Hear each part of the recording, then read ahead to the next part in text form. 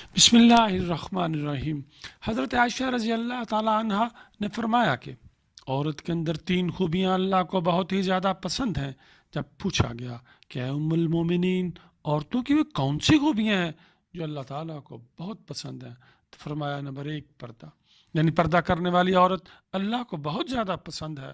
Number 2 شوہر سے ٹوٹ کر محبت کرنا، یعنی شوہر سے ٹوٹ کر محبت کرنے والی عورت کو بھی اللہ تعالیٰ بہت پسند کرتا ہے۔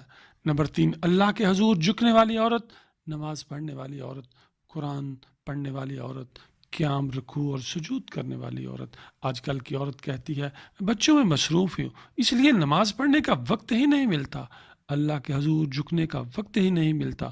تو میں کہتا ہوں اے میری بہناؤ، میں تمہیں سیدہ فاطمہ الزہرا کے بابرکت گھرانے کی مثال دیتا ہوں۔ جنت کے سرداروں حسنین کریمین کی تربیت بھی ہو رہی ہے، مولا علی کی خدمت بھی ہو رہی ہے، مہمانوں کو کھانے بھی پیش کیے جا رہے ہیں۔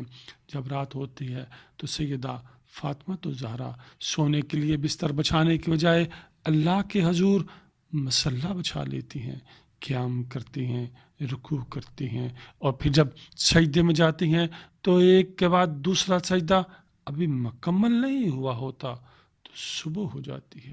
سبحان اللہ، ماشاء اللہ۔ اللہ عز و جل سے دعا ہے کہ ہمیں نیکی کی باتوں پر عمل کرنے کی توفیق عطا فرمائے۔ آمین یا رب العالمین۔